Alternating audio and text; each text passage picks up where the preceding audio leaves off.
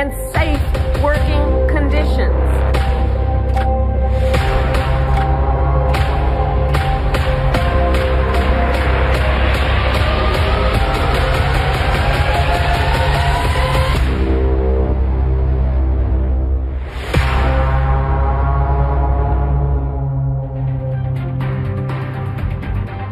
Vamos a llevar hasta usted la información de lo que sucede en México y en el mundo hasta esta hora del día. Así que, a nombre del equipo de Milenio 18 Horas, su servidora Magda González lo invita a que se quede con nosotros.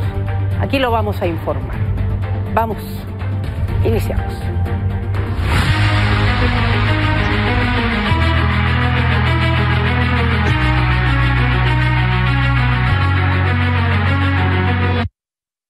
Vamos directamente con Fernando Damián hasta la Cámara de Diputados. Hay información sobre el proceso para el juicio político contra los jueces que dieron amparos contra la reforma judicial. Fernando, ¿cómo están las cosas a esta hora de la tarde en la Cámara Baja? Buenas tardes. Hola Magda, muy buenas tardes, te saludo con mucho gusto. Pues efectivamente, después de que anoche un grupo de diputados federales de Morena interpusieron demanda de juicio político contra los jueces que otorgaron un amparo para frenar la discusión de la reforma al Poder Judicial, pues hoy el coordinador de la mayoría morenista y en el Palacio de San Lázaro, Ricardo Monreal, pidió pausar este proceso. ¿Pero de qué se trata, Magda? Es un proceso complicado, un proceso pues con muchas aristas jurídicas, políticas y legales, y en este caso comentarte que la consecuencia del juicio político puede ser desde la destitución hasta la inhabilitación por 20 años para ocupar cargos públicos. De acuerdo con la Constitución Política y también con la Ley Federal de Responsabilidades de los Servidores Públicos, es procedente el juicio político en casos de ataque a las instituciones democráticas o a la forma de gobierno republicano, violaciones a los derechos humanos, ataque a la libertad de sufragio, violaciones a los derechos humanos, ataque, usurpación de funciones, infracciones graves a la Constitución y algunas otras causales más. En este sentido, pues entre los servidores sujetos a juicio político se encuentran precisamente diputados y senadores, secretarios de Estado, ministros de la Corte, magistrados y desde luego los jueces de distrito. Como te mencionaba, un proceso largo, cualquier ciudadano puede interponer una denuncia ante la Secretaría General de la Cámara de Diputados y de ahí pues pasa a un órgano denominado Subcomisión de Examen Previo, el cual se integra con integrantes de las comisiones de Gobernación y de Justicia. Esta instancia determina si es procedente en primera instancia pues este recurso, y de ser así se turna a la sección instructora de la Cámara de Diputados, donde ahí pues inicia ya la sustanciación de todo el procedimiento, se recaban pruebas, se llama a comparecer a las partes y se presentan ahí los alegatos. De ser procedente pasa al Pleno de la Cámara de Diputados, convertido en órgano de acusación, y de ser el caso con la mayoría absoluta, es decir, la mitad más uno de los integrantes del Pleno en la Cámara de Diputados, pues puede ser declarada legal la acusación, que posteriormente, Magda, pasa al Senado de la República, donde se reinicia un procedimiento similar, y ahí es el órgano conocido como jurado de sentencia, el Pleno del Senado de la República, el que finalmente determina si es procedente pues la sanción ya para un servidor público involucrado en un juicio político, aunque en el Senado sí se requiere mayoría calificada de 2/3 partes, la cual en este momento pues todavía no tiene el bloque mayoritario de la llamada Cuarta Transformación. Hasta donde sabemos, le falta un senador para alcanzar esta mayoría calificada. Magda, pues un poco la explicación breve del proceso de juicio político en la Cámara de Diputados y en el Senado de la República. Muy interesante y con mucho detalle, y efectivamente, Fernando, pues sabemos que se tardará todo este proceso en darse. Mientras tanto, la pregunta es ¿qué pasa? Porque pues recordemos que este apelar de la bancada de Morena y sus aliados para el juicio político en contra de estos dos jueces y también la denuncia penal en su contra, pues corre porque los jueces ordenaron la suspensión de la discusión de la reforma judicial. ¿Qué pasa con lo que tendría entonces que estar sucediendo al respecto y del tema en la Cámara de Diputados en cuanto a pues el avance de la posibilidad de llevar a cabo la discusión de la propia reforma, Fer? Fíjate que la mayoría parlamentaria de Morena obtuvo pues un recurso, una suspensión a estos amparos, la cual les permite continuar adelante con la discusión. Además, en el terreno político, pues ellos sostienen que la orden de frenar la discusión de la reforma al Poder Judicial, pues no solo es violatoria de la Constitución, sino también una argucia política, le llaman, para pues detener una modificación constitucional que estaría afectando, dicen ellos, a los propios jueces, que serían en este caso, pues juez y parte de un mismo tema. En este caso, confirmarte que el Pleno de la Cámara de Diputados está convocado mañana a las 10 horas para iniciar la discusión en lo general de este dictamen que, como recordarás, Magda, fue aprobado por la Comisión de Puntos Constitucionales en la pasada legislatura, la cual terminó el último día de agosto. Exactamente, entonces la discusión va al Pleno en lo general y mientras tanto pues el proceso apuntado precisamente por la bancada de Morena para el juicio político sigue su curso de manera paralela. Los dos temas los estaremos viendo y pues cómo avanzan estos dos temas que obviamente se deriva uno del otro. Pues mañana entonces a las 10 de la mañana decías inicia pues esta discusión. Estaremos siguiendo, por supuesto, con tu información desde la Cámara de Diputados, Fernando, como siempre lo hacemos y esperando tener pues los pormenores a través de ti. Yo te agradezco mucho nos hayas puesto al tanto, con tanto detalle, todo esto que se está viendo sucede pues al inicio, como dices, de esta nueva legislatura y ya con los antecedentes de la anterior que cerrara con todo esto que sucedió alrededor de este pues tan polémico tema de pues las reformas en cuanto al Poder Judicial se refieren, que estará por supuesto tomando también los titulares los próximos días. Fernando, Damián, como siempre, te agradecemos mucho la información puntual que nos tienes. Siempre un placer saludarte, Magda. Muy buenas tardes. Buenas tardes para ti también. Vamos con más información porque en Oaxaca se cumplen 15 días precisamente la suspensión de labores de los trabajadores del Poder Judicial. Óscar Rodríguez nos tiene la información de lo que ha sucedido el día de hoy y cómo van las cosas desde hace 2 semanas allá en Oaxaca, pues con el paro de labores. Adelante, Óscar, ¿cómo estás? Buenas tardes.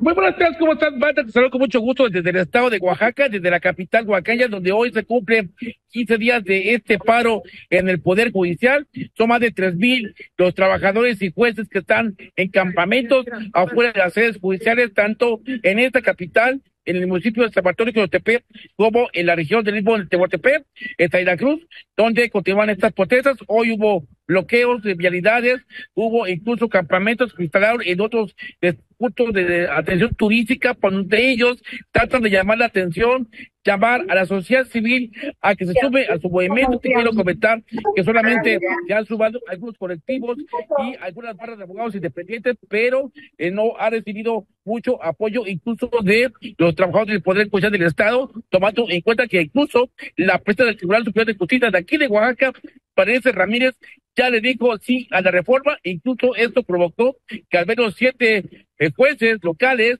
anunciaran pues ya su jubilación anticipada para no someterse a lo que sería el voto popular en caso de que se aplique esta reforma judicial aquí en Oaxaca. También te quiero comentar que hubo cuestionamientos también por parte del gobernador Salomón Jara en contra de estas protestas de estos jueces, donde admitió que, en sus palabras, que estos manifestantes no tienen vergüenza porque ya dejaron dicho que detrás de este movimiento está el Partido Acción Nacional. Pero es lo que comenta el gobernador de Oaxaca. Pero por lo pronto continúan las protestas, el pago de labores aquí en las sedes de los juzgados de Oaxaca, y se advierte que podría haber inclusive bloqueos de algunas carreteras, pero eso ya está en un consenso por parte de estos manifestantes que advierten que no quieren afectar los derechos de terceros. Oscar, vamos a escuchar, si te parece, algunas declaraciones que se dieron y pudiste recabar. Un momentito, Oscar. Buenas. Escuchemos. Y así han hecho el ridículo. ¿Por qué creen que es importantísimo que haya esta reforma? Ya nadie le cree. El pueblo de Oaxaca, el pueblo de México, ya no le creen al Poder Judicial. Está desacreditado. Afortunadamente han fracasado. Van a seguir fracasando estos señores. Bueno, escuchábamos a Salvador Jara, precisamente a Salomón Jara, el gobernador del estado de Oaxaca, hablando sus comentarios sobre esta reforma, esta declaración que hace alrededor del tema, Oscar, y pues te agradecemos mucho nos hayas puesto al tanto de cómo va el paro de labores, por una parte, y obviamente pues toda esta discusión que hay en el sector político, en el sector público y por supuesto en la ciudadanía alrededor del propio poder judicial y también el poder legislativo. Oscar Rodríguez, ¿algo más que agregar? No, simplemente comentarte, Magda, que en caso de que haya una protesta más contundente por parte del Poder Judicial en las próximas horas, estaremos dispuestos a anunciarla por este video informativo. Muy bien. Oscar, gracias. Estamos en contacto contigo. Buenas tardes. Muy buenas tardes.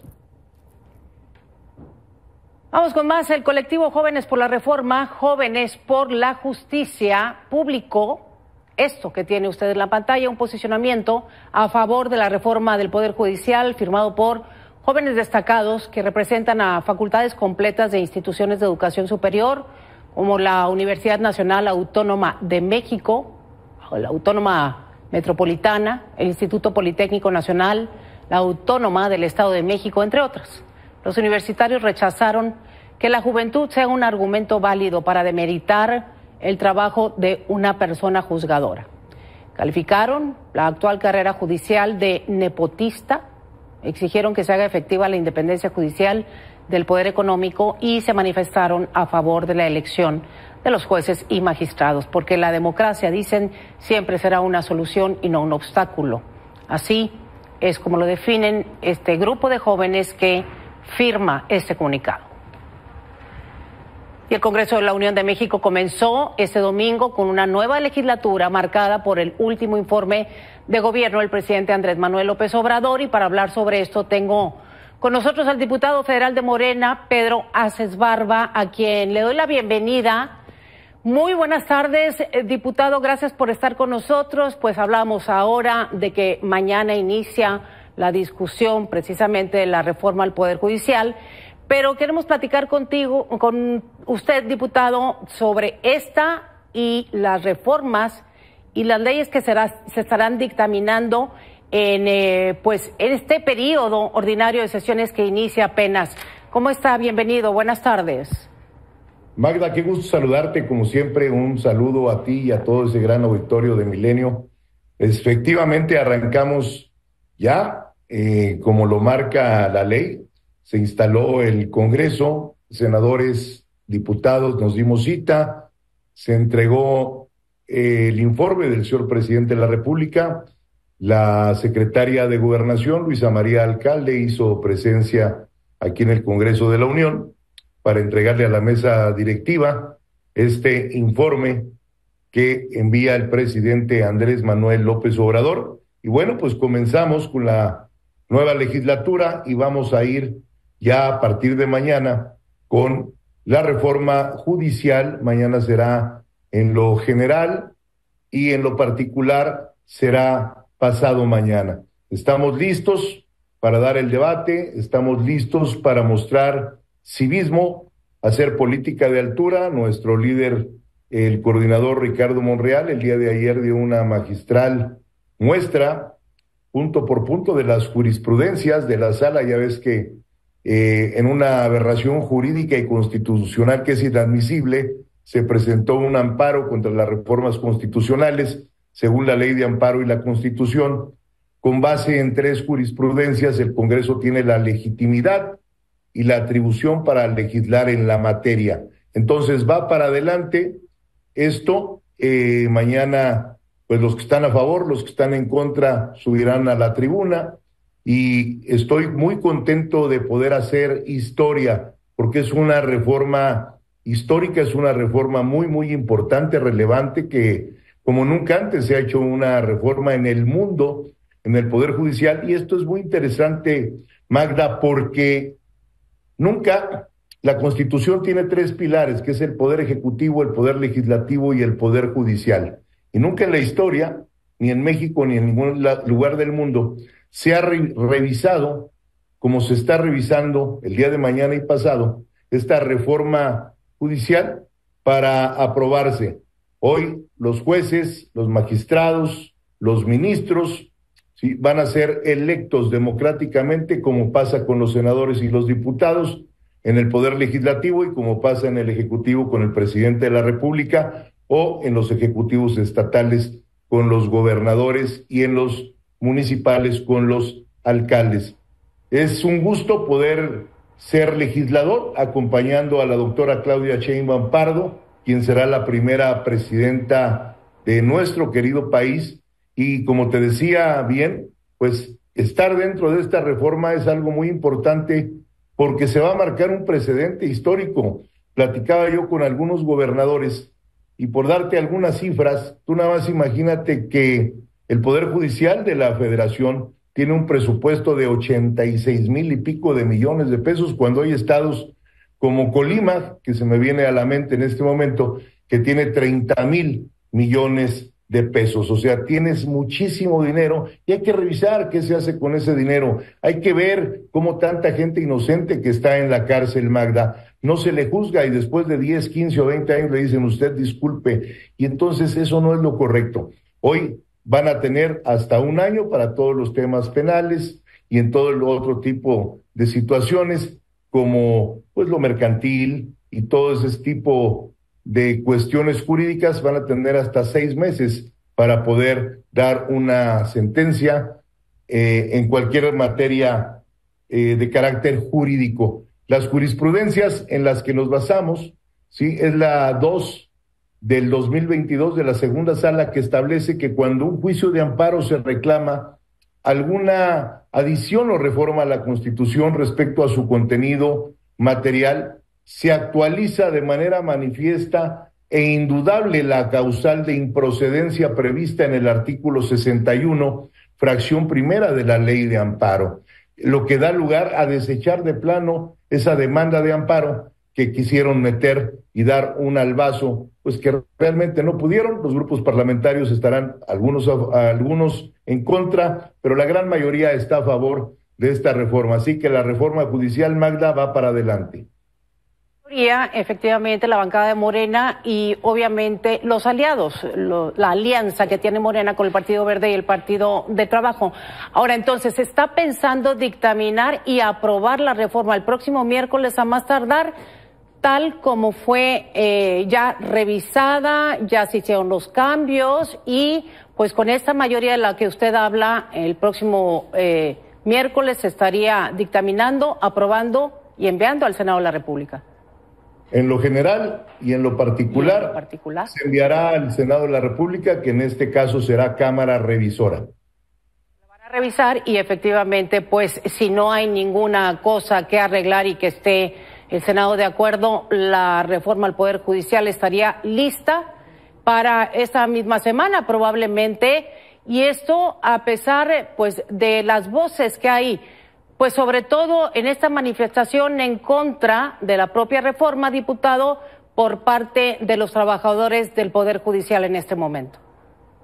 Después de que se mande al Senado de la República como Cámara Revisora, se tiene que cumplir con lo que manda la Constitución y se tiene que enviar a los estados de la República, a los congresos estatales, para que también den su aprobación. Y después de eso, pues ya la reforma pues queda promulgada por el presidente de la República. Entonces, si se obtiene precisamente los congresos 17, son los que se necesita para que se pueda reformar la Constitución. Es correcto, la mitad más uno. Claro, ¿sí? ¿Perdón? Te decía yo que de los congresos estatales son 17 los que se ocupan, la mitad más uno. Sí, exactamente. Oiga, diputado, Estamos entonces, listos, Magda. sí, básicamente esta semana es la reforma al Poder Judicial lo que ocupa al Poder Legislativo dentro de esta nueva legislatura. ¿Hay algún otro tema en la agenda? Bueno, sí hay temas importantes, como vamos a ver lo de la ley indígena y viene también lo de Guardia Nacional, que son tres cosas muy, muy importantes y que ya estamos trabajando en ello. Muy bien. Vamos a estar muy atentos de la discusión, por supuesto, y si nos permite, pues los próximos días nos ponemos en comunicación de nueva cuenta para el resultado de las discusiones de esta, pues de las leyes que importan a todos los ciudadanos y la actividad en el Poder Legislativo ahora con la mayoría en la Cámara Baja y aún no de tener la mayoría en el Senado de la República. Le agradezco mucho haya estado con nosotros el día de hoy, diputado Aces. Por supuesto, seguimos al pendiente de los temas. Magda, por último, si me lo permite, solamente decirte Adelante. a toda la gente que te ve a través de Milenio, que estén tranquilos, que es por el bien de México y que los trabajadores del Poder Judicial, lo he dicho en un foro y en todos a los que me han hecho favor de invitar, que estén también muy tranquilos porque no se van a trastocar los derechos ni las conquistas laborales que han tenido todos los trabajadores. Es una reforma para reducir ministros y para votarlos, así como también a magistrados y jueces. Ahí está. Gracias, diputado Pedro Aces Barba. Le agradezco haya estado con nosotros. Buenas tardes. Muchas gracias, Magda. Saludos. Gracias. Vamos con más. El gobernador de Michoacán, Alfredo Ramírez Bedoya, presentó la reformas constitucionales también, pues ahí en el estado. Elizabeth Guzmán, ¿de qué se trata? Buenas tardes. Magda, ¿qué tal? Muy buenas tardes, te saludo con muchísimo gusto. Me encuentro justo en las inmediaciones de Palacio de Gobierno, sede del Poder Ejecutivo Estatal, donde esta mañana el gobernador del estado, Alfredo Ramírez Bedoya, presentó estas iniciativas y el Plan Morelos, que contempla la propuesta de 5 reformas a la Constitución del estado. Estas son en materia indígena: elevación a rango constitucional los programas sociales, presupuesto pleno de la Universidad Michoacana de San Nicolás de Hidalgo, también el reconocimiento de los derechos de las mujeres a decidir sobre su cuerpo, esto es la interrupción del embarazo para que no se criminalice el aborto, así como los derechos y responsabilidades medioambientales, acompañado de Laura Ivonne Pantoja, ella presidenta de la mesa directiva del Congreso del Estado, y Jorge Reséndiz García, presidente del Supremo Tribunal de Justicia y del Consejo del Poder Judicial del Estado. El mandatario estatal señaló que el Plan Morelos también demanda una armonización con las políticas nacionales, contempla otros 4 temas para las reformas, que son la del Poder Judicial local, a la Fiscalía General del Estado, echar abajo las reelecciones en puestos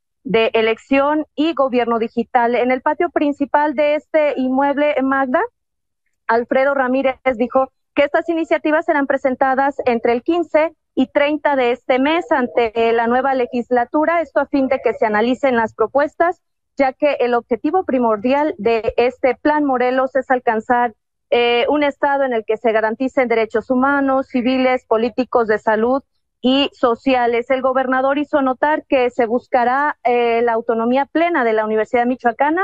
Esto es que se presentará la propuesta de reforma para la democratización y presupuesto pleno de esta institución. Con ello se pretende que el rector y sus demás autoridades de esta universidad sean electas de manera democrática. Y en materia indígena, Magda, Ramírez Bedoya dio a conocer que se propone elevar a rango constitucional el derecho de las comunidades originarias al autogobierno, ya que en la actualidad son casi 40 comunidades indígenas que se rigen por esta figura. Magda, y bueno, pues ¿cómo estará integrada la próxima legislatura?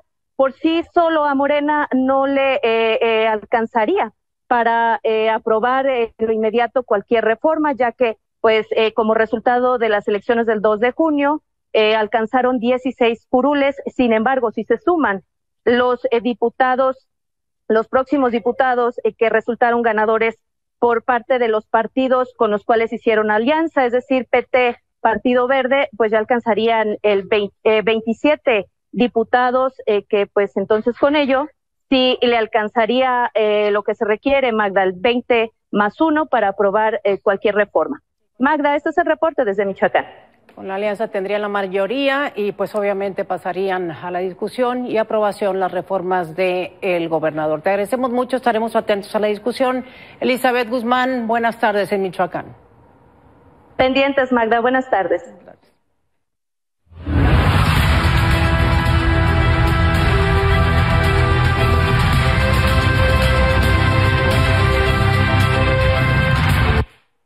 Vamos con temas de seguridad y hasta Guerrero con Pablo Maldonado, porque solo 150 de 300 alumnos del Colegio de Bachilleres regresaron a clases. ¿Por qué? Solo la mitad del alumnado. Pablo, ¿cómo estás? Buenas tardes. Hola, ¿qué tal, Magda? Buenas tardes. Efectivamente, fíjate que el día de hoy se inician clases en el municipio de Leonardo Bravo, Chichihualco, como también coloquialmente se le conoce, y es que la novedad es que inician clases porque después de un año de no tenerlas, estaban de manera virtual, vamos a hacer el contexto, por los temas de violencia que se han vivido en este municipio durante todo este año. Un día antes del año pasado de iniciar el ciclo escolar, se dieron hechos de violencia, enfrentamientos entre grupos delincuenciales y ya no iniciaron las clases. Así se la llevaron en el transcurso de todo el ciclo escolar y el día de hoy el secretario de Educación, Marcial Rodríguez Saldaña, fue a inaugurar el ciclo escolar, por lo que nos dimos a la tarea de acudir a este municipio vecino de Chilpancingo y pudimos dar cuenta. Nos decía el secretario, Magda, más o menos como 27 escuelas en el municipio, pero de estas 27, él solamente fue a inaugurar el ciclo escolar para que iniciaran las clases presenciales en una escuela y nosotros vimos una más, pero la gran mayoría aún no ha iniciado clases porque a pesar de que ya no se han registrado en los últimos días hechos de violencia, todavía persiste el temor entre maestros, padres de familia y el alumnado por las situaciones que se pudiesen dar en este lugar de violencia y que lo último que ha acontecido es el incendio de unidades del transporte público en Leonardo Bravo, y esto ha mantenido que las clases se den de manera virtual en el municipio de Leonardo Bravo. Hoy se dirigen esas autoridades, inician clases, y luego el otro punto, Magda, es que durante todo este año que se da el inicio del ciclo, que no se dan las clases virtuales, de 350 alumnos en el colegio de bachilleres que está en este lugar, solamente regresaron 150 alumnos, por lo que pues los maestros urgidos tuvieron que iniciar ya las clases de manera presencial, puesto que se les fue más del 50% de la matrícula y ahora pues por supuesto pues están intentando regresar a las clases. Hay vigilancia de los 3 órdenes de gobierno, pero aún así pues aún hay resistencia por los hechos que se lleguen a dar de violencia en este municipio, ¿verdad? O sea, por un lado, el problema de la deserción del alumnado, de los estudiantes, de los planteles escolares, los que ya no se inscriben y quedan sin educación alguna. Y por otra parte, pues qué pena que el Estado no pueda garantizar la seguridad. Decías bien, Pablo, ya no se han presentado hechos violentos en los últimos días, pero pues la percepción de inseguridad es permanente, porque cuando los hay, no se ve a las fuerzas de seguridad a actuar de manera inmediata para proveer de la misma a la población. Y es el miedo lo que hace que los alumnos, sobre todo pues en los planteles, no puedan regresar a ellos y pues reciben la deficiencia de la educación a través los que pueden tomarlas de manera virtual. Lamentamos mucho la situación, Pablo, y estaremos atentos los próximos días. Va iniciando el ciclo escolar. Ojalá los alumnos, los estudiantes vuelvan en su mayoría a tomar las clases y pues saber qué hace el propio Estado y la Secretaría de Educación al respecto para poder ayudar en la educación en nuestro país, porque así en muchos otros lugares también pues se ha visto que no se completa en las aulas el alumnado. Pablo, gracias por ponernos al tanto. Por supuesto, seguiremos atentos de todo esto que está sucediendo. Muy buenas tardes allá en Guerrero. Buenas tardes, Magda. Gracias.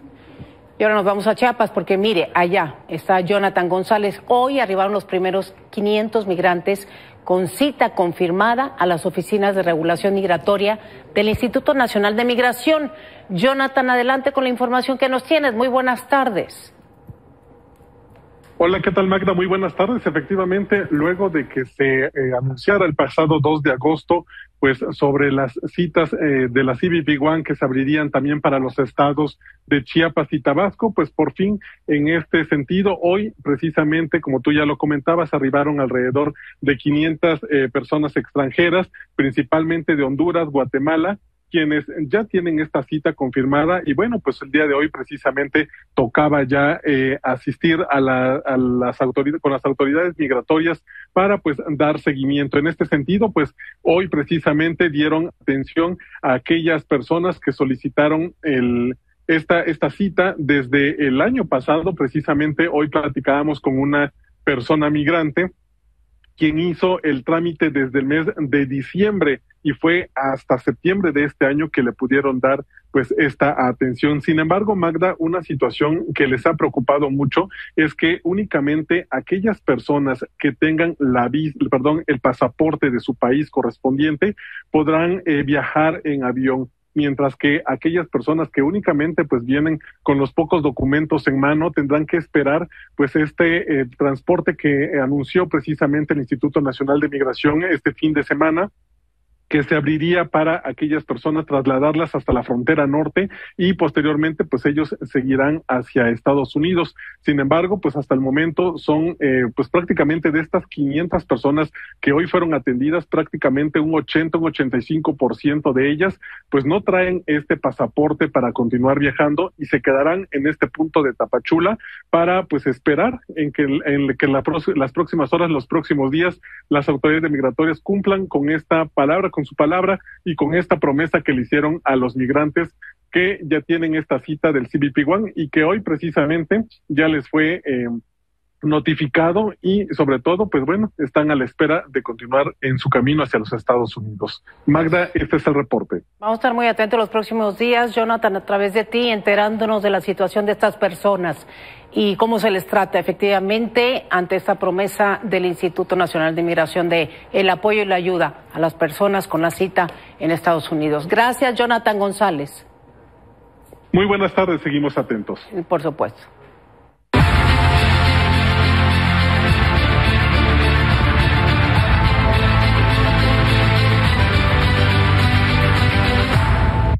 La información internacional en Milenio en el Mundo. Horacio Besón, ¿cómo estás? Adelante.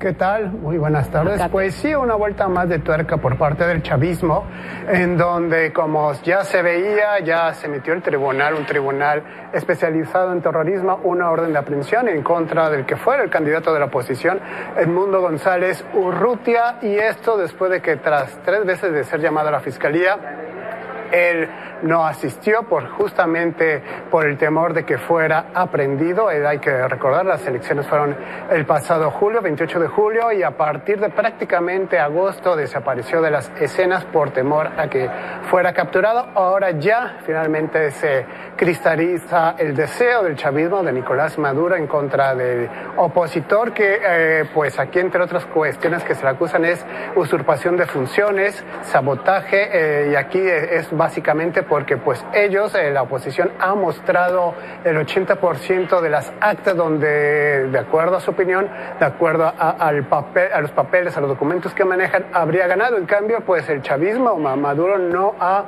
presentado ninguna prueba en torno a su reelección. Magda.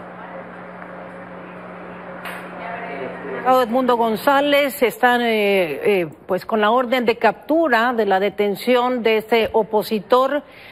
Estaremos muy atentos porque la situación en Venezuela para la oposición es muy complicada en este momento, Horacio, y pues efectivamente pues seguiremos todo lo que sucede por allá y cuáles son las reacciones de los diferentes países, de los diferentes liderazgos en el mundo alrededor de todo esto que está sucediendo. Bien lo decías, la oposición ha mostrado con pruebas lo que ellos dicen, lo sustentan, mientras que el régimen de Nicolás Maduro solo en los dichos ha insistido en que fue él quien ganara la elección.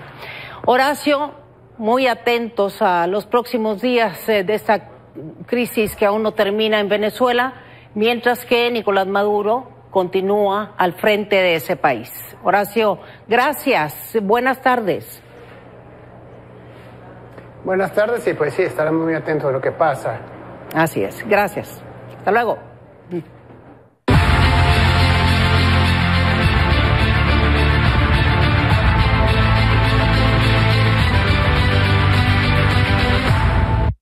Hacemos una pausa, pero está listo Juan Ibarrola, cadena de mando. Antes.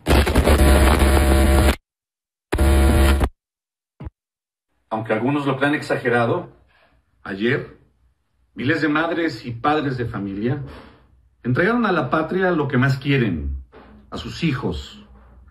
A ver, el día de ayer ingresó al heroico colegio militar a que se da la antigüedad 2024 o 2028. Mujeres y hombres jóvenes que decidieron tomar la carrera de las armas para convertirse en los futuros oficiales del Ejército Mexicano y de la Guardia Nacional. Así debe ser, porque muy pocos mexicanos dan cuenta de la importancia que los hoy jóvenes cadetes asumen al convertirse en hijos de la patria. La vida de estos aguiluchos se transforma de manera total, ya que dejan a su familia para adherirse a una nueva, donde en su gran mayoría comenzarán a conocerse desde el día de ayer, donde comenzarán a crear una antigüedad indestructible y, sobre todo, permanente. A partir de ayer, 1 de septiembre, la responsabilidad, profesionalismo y disciplina es para México. Es para los mexicanos y es para las instituciones nacionales. Esa es la verdadera vocación de los soldados mexicanos. A partir de ayer, la familia pasa a ser ejemplo y fortaleza, es decir, con la que los cadetes deberán enfrentar su primer año en el colegio militar, que por cierto es el más fuerte, el más duro. Para las mamás, los papás y los hermanos, comenzó a partir de ayer una espera que producirá orgullo, aún y a pesar de la tristeza de verlos partir a su nuevo hogar, de integrarse a su nueva familia, a sus nuevos retos. Ayer fueron a acompañar a sus hijos, sí, para que se conviertan en las y los mejores ciudadanos que pueda tener este país, pero también para que se conviertan en hijos de la patria. Desde este espacio, nuestro respeto y cariño para las familias que decididamente, para todas estas familias que decididamente también realizarán grandes sacrificios al convertirse en parte activa de la familia militar. Para las y los jóvenes cadetes de primer año, que no se les olvide fibra, valientes. Esto es Cadena de Mando en Milenio. Me da mucho gusto saludarlos. Yo soy Juan Ibarrola. Gracias.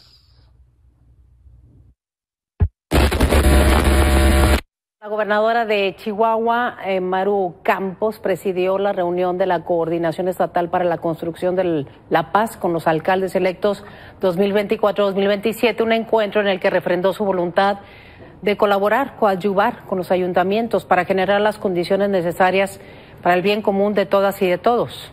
Enfatizó que la administración que encabeza es congruente con los principios de democracia y libertad, por lo que su gobierno se distingue de colores, no distingue colores ni ideologías, sino que trabajará con ellos de la mano para obtener más y mejores resultados que cambien la vida de las y los chihuahuenses. Invitó a los cerca de 50 ediles electos a sumarse y a estar presentes en cada uno de los esfuerzos.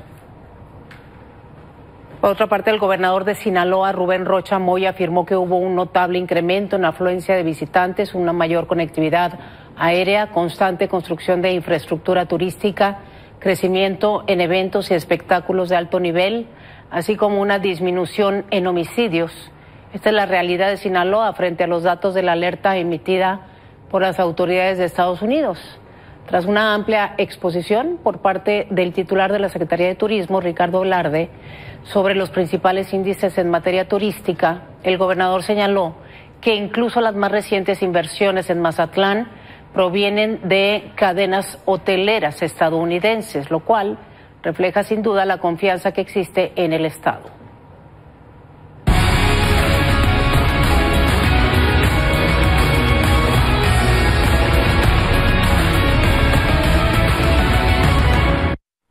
Listos para la información de los deportes. Pepe Sports. ¿Cómo estás, Magda? Gusto en saludarte y comenzamos porque esta es una semana especial. Ya están los equipos definidos para la Serie del Rey, determinar al campeón dentro de la Liga Mexicana de Béisbol. Todo comienza mañana en la Ciudad de México, en el Estadio Harp Helú, donde pues los Sultanes de Monterrey van a visitar a los Diablos Rojos del México, y tenemos la cobertura completa porque hace unos instantes se dieron la conferencia de prensa entre los managers de ambas novenas. Tenemos a Irving Furlong y Tomás Víctor López con toda la cobertura. Tomás, inicio contigo. ¿Cómo estás? Bienvenido.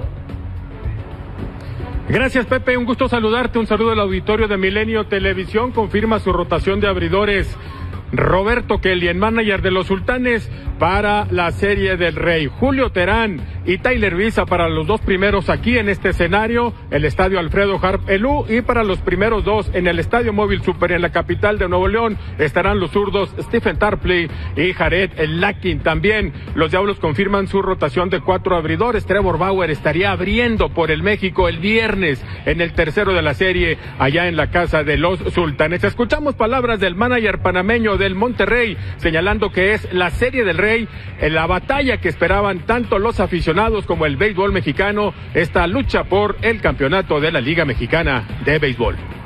Yo creo que esta es la final que todos querían. Yo creo que al principio de temporada, como se armaron los equipos, era la final que se quería ver. Y obviamente con la tremenda temporada que tuvieron los Diablos y la que tuvimos nosotros también, por eso digo que la fanaticada va a ganar. La fanaticada va a ganar porque va a ser una serie muy reñida, va a ser una serie larga. Así que yo creo que estamos los dos mejores equipos, pero era una serie que la fanaticada quería ver. Ahí estamos escuchando las palabras de Roberto Kelly, el manager de los Sultanes de Monterrey. Te saludo con mucho gusto, Irving, que rápido tiene que cambiar el chip los Diablos Rojos del México. Después de esa remontada que concluyen el domingo, del 3-0 se levantan para conquistar la zona sur sobre los Guerreros de Oaxaca, pero ya cambian rápido el chip, Irving, para enfocarse en la Serie del Rey. ¿Cómo estás, Irving? Muy bien, emocionado, Pepe, el gusto es mío de saludarte nuevamente. Sí, el manager Lorenzo Bondi lo ha dicho, fue una serie de campeonato muy intensa frente a los Guerreros de Oaxaca, tanto física como mentalmente, después de que se dieron abajo 0-3 en el compromiso. Ahora hay que cambiar la mentalidad y 24 horas después de haber concluido la final de la zona sur, se enfrentan a los Sultanes de Monterrey y ya piensan en la estrategia para enfrentarlos. Entonces, ayer disfrutamos, anoche disfrutamos y hoy es la concentración ya están los Sultanes de Monterrey y qué hacen ellos y qué puede hacer nosotros mejor para ganar un campeonato. Ya escuchamos las palabras de ambos managers.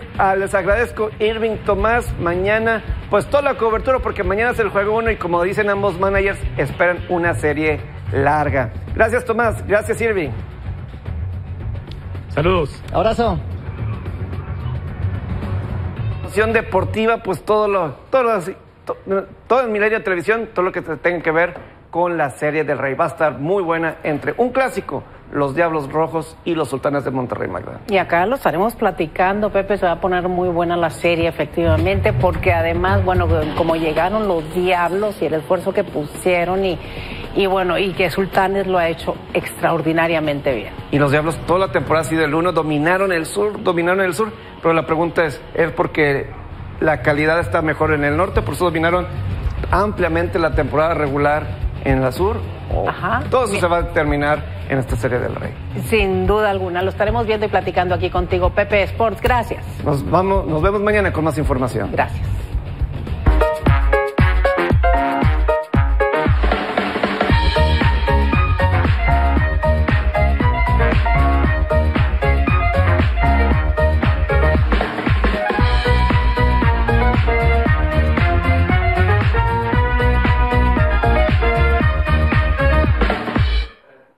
a tiempo y contentos de platicar contigo. Susana Moscatel, ¿cómo estás?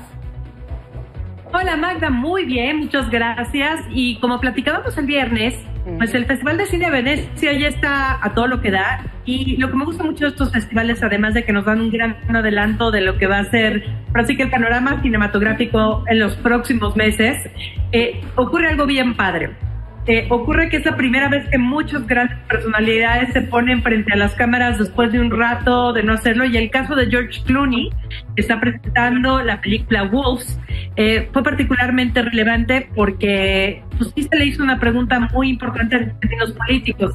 Recordarás bien que aquí comentamos mucho el hecho del editorial que George Clooney hizo para el New York Times antes que el presidente Joe Biden de los Estados Unidos optara por retirarse de la siguiente contienda electoral.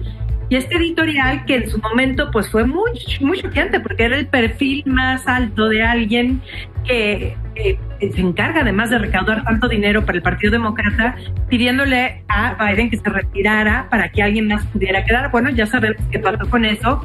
Y por fin alguien le pudo hacer la pregunta en público a George Clooney, ocurrió en Venecia, y esto es lo que respondió respecto a la decisión de Joe Biden.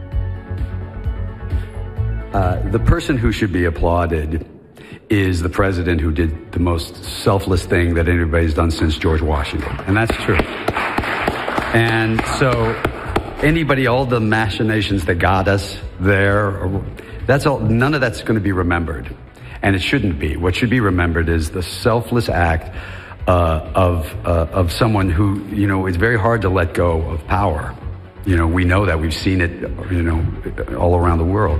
And for someone to say, I think there's a better way forward, that's all the credit goes to him. And that's really the truth. And all the rest of it will be long gone and forgotten. And so I'm just very proud of where we are in the state of the world right now, which I think many people are surprised by. And I think we're all very excited for the future. And so that's, you know, I think that's all I'll say on that. I think that's the smartest way. Puntual y elegante para callar bocas y especulaciones, sobre todo, Susana. Me encantó su respuesta, muy ecuánime y muy digno, ¿no? Muy puntual, como digo. Yo, como siempre lo es en el caso de George Clooney, Magda, la verdad es que sí es fascinante saber la influencia que un actor puede tener. Sabemos perfectamente pues que la verdadera activista a nivel mundial es su esposa, ¿no? Amal Clooney. Y en su momento Amal, cuando le entregaron un premio en los Globos de Oro a George Clooney por trayectoria y por logros en la vida, pues el chiste que hicieron Tina Fey y Amy Poehler era, pues esta mujer ha defendido los derechos humanos de esto, ha trabajado en esta, y hoy premian a su esposo. Ajá, pero sí, lo recuerdo y fue fabuloso, la verdad. Fue fabuloso. También, digo, es una manera, digo, simpática también de darle el reconocimiento a ella en ese momento por estas grandes personalidades de Tina Fey y compañía. Pero además, pues yo también podría decir al contrario, para George Clooney, el reconocimiento debería estar casado con esa mujer tan proactiva y que hace tantas cosas por la humanidad hasta donde le es posible, ¿no? Ajá.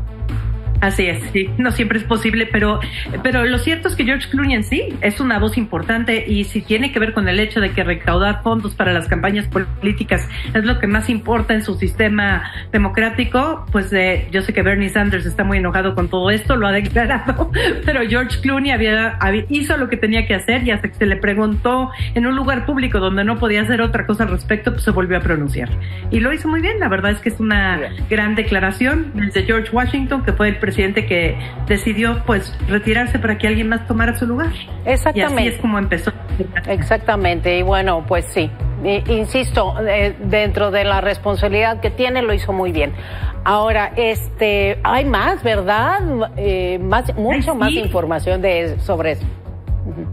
Híjole, podríamos estar horas con Venecia, pero elegimos estas dos notas en particular porque imagínate, la primera película de Pedro Almodóvar en inglés, Tilda Swinton, Julianne Moore, la película se llama El cuarto de al lado, Sabemos perfectamente que en algún momento Tilda Swinton llegó con él y le dijo, eres mi cineasta favorito, voy a aprender español con tal de poder trabajar contigo. No fue necesario, esta película es en inglés, tuvo 17 minutos de aplausos. Yo sé que luego es horrible escuchar que así se midan las películas, que por los minutos de aplausos en los festivales, pero bastante relevante. Habla de la eutanasia y si te parece bien podemos ver un poco de lo que él comenta al respecto desde Venecia. Pero súper encantados, vamos a verlo. España es el cuarto país europeo con tener una ley de eutanasia, pero creo que es urgente que esta ley exista en todo el mundo. La película habla de una mujer que agoniza en un mundo que probablemente también esté agonizando. Como se dice en español, se dice los discursos del odio que estamos oyendo cada día, al menos en España y yo creo que en todo el mundo. Esta película es exactamente lo opuesto a esos discursos. Yo quiero mandar un mensaje de lo mismo que Ingrid abre los brazos, se entrega absolutamente a todos esos niños sin acompañamiento que luchan por llegar a nuestras fronteras.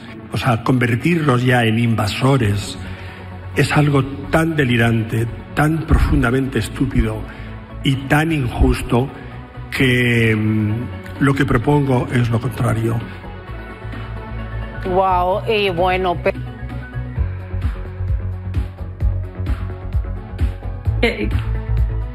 ¿Qué cosa, no, Magda?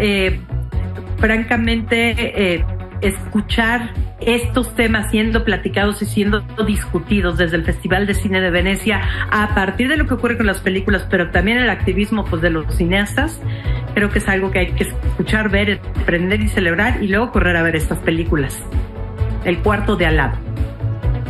Cuarto de al lado, Susana, y bueno, lo que decía, perdóname, es que acá tuvimos un problemita técnico, pero ya estoy contigo de nuevo. El cuarto de al lado, Susana, y la primera película nos decías de Pedro Almodóvar en inglés con un gran reparto, y qué bueno que como nos lo platicabas y lo detallabas, utiliza o en esta ocasión toma un tema tan profundo y, como él mismo lo decía, delirante ya. Hay que hablar sobre temas que realmente el mundo tenemos que tomar en consideración de manera muy seria, sobre todo, Susana. Absolutamente, y ya ves que va más allá del tema de la película, los temas que tocó Almodóvar estando por allá. Muy bien, Susi, pues estaremos muy atentos. Gracias por estar con nosotros el día de hoy. Perdón por el detalle. Gracias, Magda. Lo técnico, pero platicamos de nueva cuenta próximamente. Gracias, Susana Moscatel. Gracias, y gracias a usted. Gracias.